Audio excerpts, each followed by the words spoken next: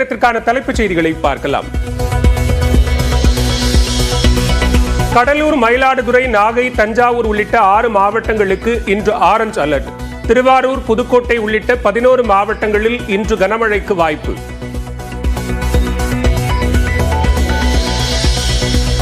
சென்னை, திருவள்ளூர், காஞ்சிபுரம், செங்கல்பட்டு மாவட்டங்களில் இன்றும் நாளையும் கனமழைக்கு வாய்ப்பு.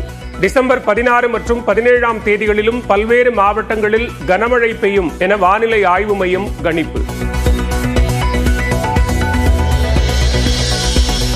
சென்னை நகர் மற்றும் புறநகரில் பல்வேறு இடங்களில் மழை.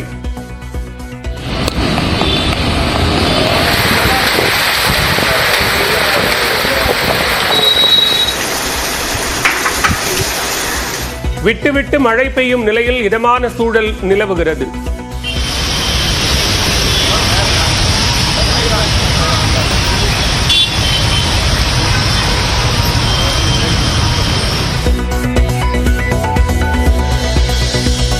திருவண்ணாமலை மகா தீபத்தின் போது பக்தர்கள் மலையேற அனுமதி இல்லை. மழையால் பாதை சேதமடைந்துள்ள நிலையில் அமைச்சர் சேகர் பாபு அறிவிப்பு. இந்த முறை பக்தர்கள் யாரும் மலையின் மீது ஏறுவதற்கு அனுமதி மறுக்கப்பட உள்ளது. அது முறையாக மாவட்ட ஆட்சியர் அதற்குண்டான அறிவிப்பை வெளியிடுவார். நாளை மறுநாள் மகாதீப விழாவிற்கு தயாராகி வரும் திருவண்ணாமலை 1500 மீட்டர் காடா துணியை கோயில் பிரகாரத்தில் வைத்து சிறப்பு பூஜை.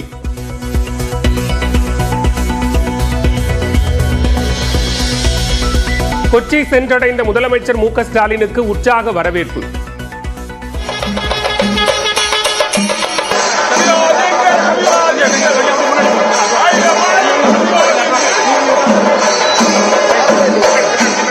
வைக்கம் நூற்றாண்டு விழாவில் நாளை கேரள முதலமைச்சருடன் பங்கேற்கிறார்.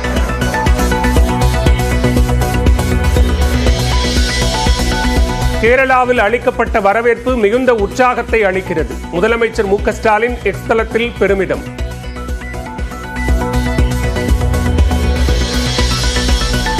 பாரதியாரின் படைப்புகள் தொடர்பான தொகுப்பு புத்தகத்தை வெளியிடுவதில் பெருமிதம் கொள்கிறேன்.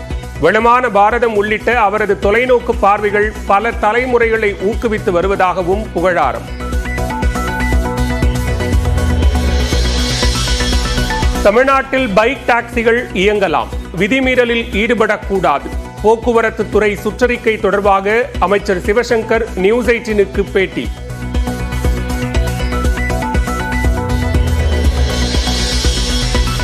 ஆட்டோவில் கட்டணம் அதிகம் என்பதால் பைக் டாக்ஸியை பயன்படுத்துவதாக மக்கள் கருத்து.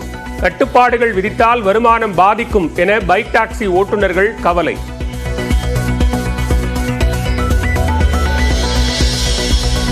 வன்னியர் இடஒதுக்கீடு கோரி வரும் 24ஆம் தேதி தமிழ்நாடு முழுவதும் போராட்டம். பாமக நிறுவனர் ராமதாஸ் அறிவிப்பு.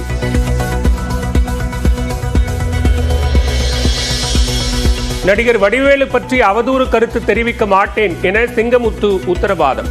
சென்னை உயர்நீதிமன்றத்தில் மனு தாக்கல்.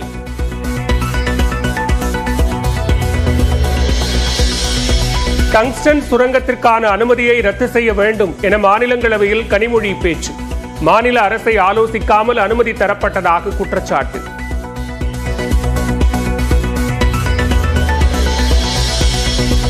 ராமநாதபுரம் மாவட்டத்தில் ஜனவரி 13 உள்ளூர் விடுமுறை. திருவுத்தர கோசமங்கை கோவிலில் ஆருத்ரா தரிசன விழாவையொட்டி ஆட்சியர் அறிவிப்பு.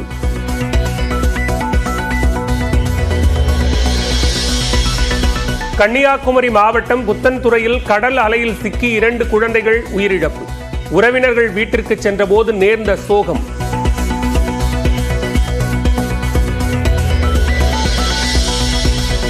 ஈரோட்டில் குடும்ப தகராறில் தந்தையால் பெட்ரோல் ஊற்றி எரிக்கப்பட்ட 4 வயது குழந்தை உயிரிழப்பு. கோவை அரசு மருத்துவமனையில் சிகிச்சை பலனின்றி உயிரிழந்தது.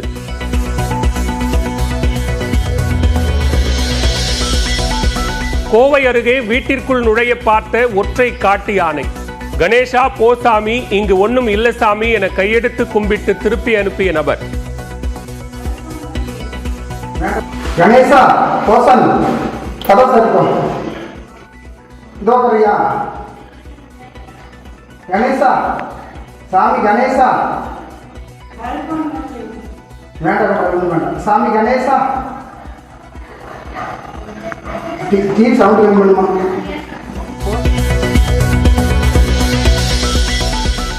டெல்லி சட்டமன்ற தேர்தலில் காங்கிரஸ் கட்சியுடன் கூட்டணி இல்லை, ஆம் ஆத்மி தனித்து போட்டியிடும் என அரவிந்த் கெஜ்ரிவால் அறிவிப்பு. லக்கி பாஸ்கர் படத்தில் வரும் துல்கர் சல்மானை போல் பணக்காரனாக விருப்பம். ஆந்திராவில் பள்ளி விடுதியில் இருந்து தப்பிச் சென்ற 4 மாணவர்களை தேடுகிறது போலீஸ்.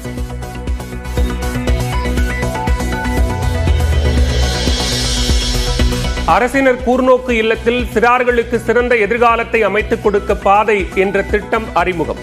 சென்னை புரசைவாக்கத்தில் தொடங்கி வைத்தார் அமைச்சர் கீதா ஜீவன்.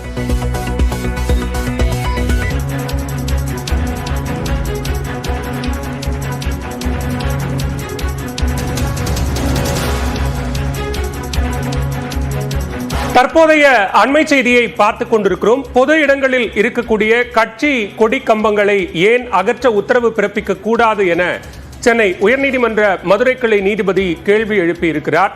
இத்தொடர்பான கூடுதல் விவரங்களோடு இணைகிறார் செய்தியாளர் கருணாகரன். கருணாகரன், விவரங்களை பதிவு செய்யலாம். எந்த வழக்கில் இந்த உத்தரவு? பாலவேல், தற்பொழுது தமிழகம் முழுவதும் கட்சி கொடிகள் கொடிக்கம்பங்கள் அமைப்பதில் பல்வேறு பிரச்சனைகள் நிலவுகிறது.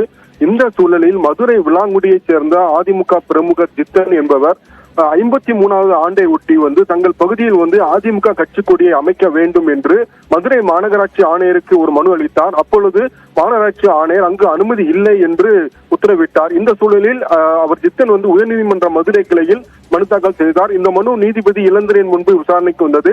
அப்பொழுது மனுதாரர் தரப்பில் அங்கு பல்வேறு கட்சி கொடிகள் உள்ளது, அதிமுக கட்சி கொடியும் உள்ளது, அதை மாற்ற வேண்டும், ஆனால் எங்களுக்கு தற்பொழுது அனுமதி மறுக்கின்றனர் என வாதிட்டார். அப்பொழுது அரசு தரப்பில் அந்த இடத்தில் கட்சி கொடிகள் வைப்பதற்கு எந்த அனுமதியும் யாருக்கும் கொடுக்கவில்லை என்று கூறினார். இதைத் தொடர்ந்து நீதிபதிகள் தமிழகத்தில் கட்சி கொடிகளால் பல்வேறு பிரச்சனைகள் எழுகிறது, மேலும் தமிழகத்தில் உள்ள ஏன் தமிழகத்தின் அனைத்து பகுதிகளிலும் பொது இடங்களில் வைக்கப்பட்டுள்ள கட்சி கொடிகளை ஏன் அகற்ற உத்தரவிடக் கூடாது என கேள்வி எழுப்பிய நீதிபதி, இனிமேல் தமிழகம் முழுவதும் இந்த கட்சி கொடிக்கம்பங்களால் எத்தனை விபத்துக்கள் ஏற்பட்டுள்ளது, எத்தனை பேர் பலியாகி உள்ளனர், எத்தனை வழக்குகள் பதிவு செய்யப்பட்டுள்ளது என்பது குறித்து தமிழக காவல்துறை டிஜிபி பதில்மனு தாக்கல் செய்ய உத்தரவிட்டு வழக்கு விசாரணையை ஜனவரி 8ஆம் தேதி ஒத்திவைத்து உத்தரவிட்டனர். பாலவேல், விவரங்களுக்கு நன்றி கருணாகரன்.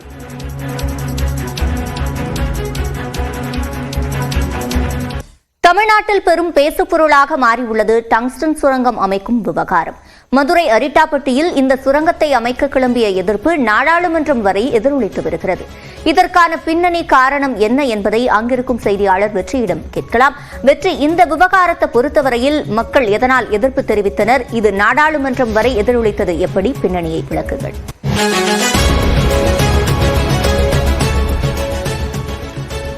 சிவரஞ்சனி, மனுஷங்க கருணையோடு இருந்தா தங்கிட்ட இருக்கிறதெல்லாம் வாரி வழங்குற மாதிரி இயற்கை ஒரு பெருங்கருணையோடு இருந்து வாரி வழங்கி இருந்தா ஒரு இடம் எப்படி இருக்குமோ அப்படிப்பட்ட ஒரு இடம் தான் அரிட்டாப்பட்டி.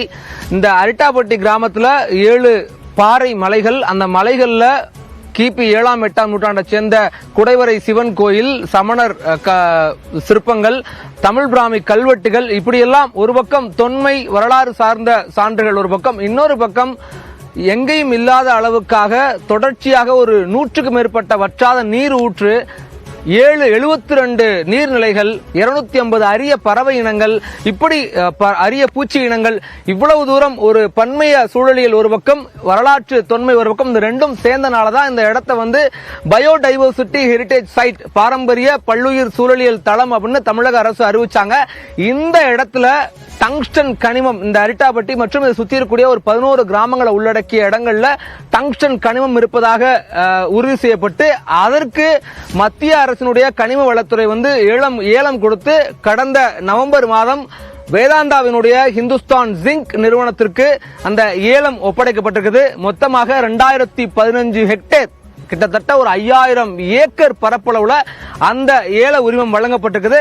அதன் காரணமாக ஒரு மிகப்பெரிய அளவுக்கு அந்த சுரங்கம் அமைக்கப்பட்டால் இங்க இருக்கக்கூடிய பாறைகள்ல இருந்து வெட்டி எடுத்து பாறைகள்ல இருந்து தான் டங்ஸ்டன் கனிமத்தை எடுக்க முடியும். அது பல்வேறு விதங்களுக்கு பயன்படுத்தப்படுகிறது. டங்ஸ்டன் பல்ப்ல, அப்புறம் ராணுவத்துக்கு, நியூக்ளியர் ஆராய்ச்சி மற்றும் இப்படி பல்வேறு வகையில் டங்ஸ்டன் வந்து ஒரு கிரிட்டிக்கல் மினரல் அப்படின்னு உலக நாடுகள் எல்லாம் அறிவிச்சிருக்காங்க. அதுக்கு தேவை என்பது அவ்வளவு தூரம் இருக்கு. அப்படி மினரல் எடுக்கக்கூடிய பட்சத்தில் அது வந்து இங்க இருக்கக்கூடிய பன்மைய வரலாற்று சூழலுக்கு ஒரு மிகப்பெரிய அளவுக்கான அழிவை உருவாக்கும் அப்படின்னு இந்த மக்கள் சொல்றாங்க. மிக முக்கியமாக இங்க இருக்கக்கூடிய வேளாண் நிலங்கள் அழியும், முழுக்க பாசனம் நடக்குது, விவசாயம் நடக்குது, அது முழுக்க அழியும், மக்களுடைய வாழ்வாதாரம் அழியும், உயிர் சூழலே அழியும் அப்படிங்கிற ஒரு ஆபத்து இருக்கக்கூடிய நிலையில தான் இதுக்கு மிகப்பெரிய எதிர்ப்பு இந்த மக்கள் எல்லாம் எதிர்ப்பு தெரிவிக்கிறாங்க. இன்னும் முக்கியமா அந்த டங்ஸ்டன் கழிவுகள்ல இருந்து கேன்சர் போன்ற உயிர் பாதிப்புகள் ஏற்படுவதற்கான வாய்ப்புகள் இருப்பதாக கூட சூழலியல் ஆர்வலர்கள் எல்லாம் கருதுறாங்க. அப்படியான சூழல்ல தான் இந்த மக்களுடைய தொடர் எதிர்ப்புகள் மூலம் கிராம சபை கூட்டங்களில் தீர்மானம் நிறைவேற்றுறாங்க. அந்த தீர்மானம் சட்டமன்றம் வரைக்கும் சென்று அங்கும் சிறப்பு தீர்மானம் நிறைவேற்றப்பட்டு அது மத்திய அரசுக்கு அனுப்பப்பட்டு நாடாளுமன்றத்தில் அது விவாத பொருளாக மாறி இருக்குது. இப்ப இருக்கக்கூடிய நிலையில மக்கள் வைக்கக்கூடிய 3 முக்கியமான கோரிக்கை என்னன்னா, மத்திய அரசு வழங்கிய ஏல உத்தரவை ரத்து செய்யணும் ஒன்று. இரண்டாவது, இந்த பகுதி வந்து முல்லை பெரியாறு பாசன பகுதி, இந்த பாசன பகுதிகளை பாதுகாக்கப்பட்ட வேளாண் மண்டலமா அறிவிக்கணும். மூணாவது, மதுரை முழுக்க 80 குன்றங்கள் இருக்குது, மிகப்பெரிய தொல்லியல் சான்றுகள் இருக்கு. எனவே மதுரையவே ஒரு தமிழ் பண்பாட்டு மண்டலமா அறிவிக்கணும் ஆகிய ஒரு 3 கோரிக்கைகளை முன் வச்சுதான் மக்கள் அவங்களுடைய போராட்டத்தை தொடர்ந்து நடத்திக்கிட்டு இருக்காங்க. சிவரஞ்சனி, அரிட்டாப்பட்டியின் பசுமையான சூழலோடு நீங்களும் இன்று பொருந்தி போயிருக்கிறீர்கள். மக்களுக்கான தீர்வு முறையாக கிடைக்கும் என்று நம்பலாம். விவரங்களை வழங்கியமைக்கு நன்றி.